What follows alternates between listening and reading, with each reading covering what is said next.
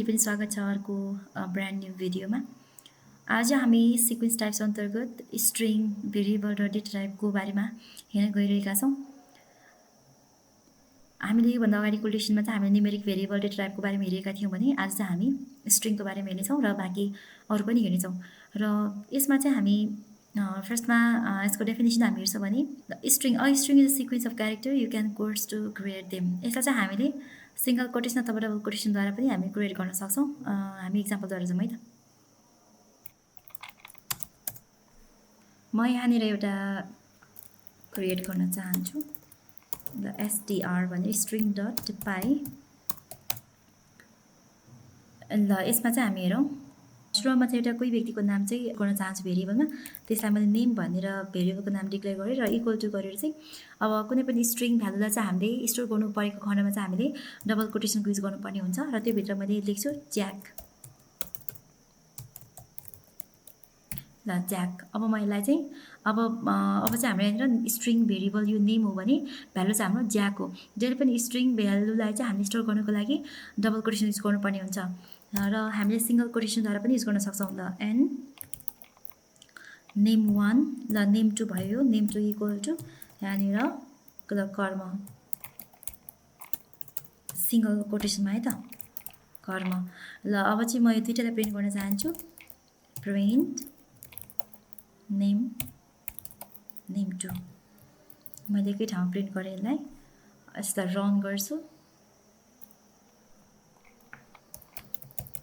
Python STR dot पाई। ल मेरो यहाँनिर ज्याक र कर्म चाहिँ यहाँनिर आएको छ एकै ठाउँमा है। यसलाई हामीले छुट्टै छुट्टै पनि प्रिन्ट गर्न सक्छौँ। जस्तै छुट्टै छुट्टै प्रिन्ट गर्नुको लागि चाहिँ यहाँ तल गएर प्रिन्ट, ल मेरो यहाँनिर स्पेस बसेको छ, म स्पेस हटाउँछु। ल यहाँ पनि यसलाई कपी गरेर, सरी व्हाट ह्यापन। ल मेरो ज्याक र कर्म यहाँनिर माथि र तलतिर आएको छ। मलाई चाहिँ यो ज्याकको चाहिँ एक एक गरी मैले चाहिँ प्रिन्ट गर्नु परेको छ भने जेएसीकेलाई पालै पालो एक एकवटा लेटर चाहिँ मैले प्रिन्ट गर्नु परेको छ भने प्रिन्ट PRINT प्रिन्ट, त्यसपछि नेम भन्ने भेरिएबलको इन्डेक्सिङ 0। ल यति गर्दाखेरि मेरो जे मात्र आउनुपर्छ है।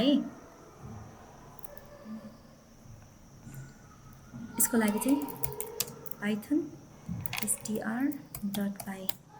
र जे मात्र मेरो ज्याकको जे मात्र आएको छ। त्यसै गरी मलाई चाहिँ अर्को ए पनि चाहिएको छ, म यसलाई कपी पेस्ट गर्छु।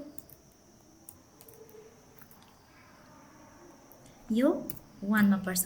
हाम्रो जहिले पनि इन्डेक्स भनेको चाहिँ 0 बाट सुरु हुन्छ। यो प्रत्येक लेटरलाई मैले एक एक गरी प्रिन्ट गर्नुको लागि मैले इन्डेक्सिङको प्रयोग गर्नुपर्ने हुन्छ।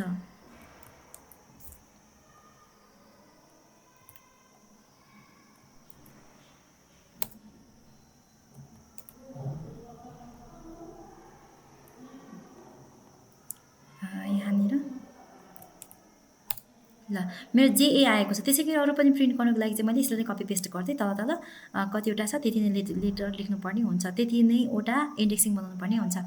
र मैले यति बनाउँदै गर्दाखेरि अब मैले जस्तो मैले कस्तो खालको चाहिँ डेटा चाहिँ यहाँनिर स्टोर गरेको रहेछु भनेर बुझ्नको लागि चाहिँ मैले यहाँ प्रिन्टभन्दा अगाडिपट्टि, प्रिन्टभन्दा पछाडिपट्टि यहाँ टाइप भनेर लेख्छु। त्यसपछि यसलाई पनि सिङ्गल स्मल ब्राकेटभित्र राख्छु।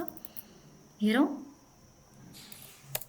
ल मेरो यो ज्याक भन्ने चाहिँ मेरो स्ट्रिङ रहेछ है। र यसलाई पनि हेरौँ, टाइप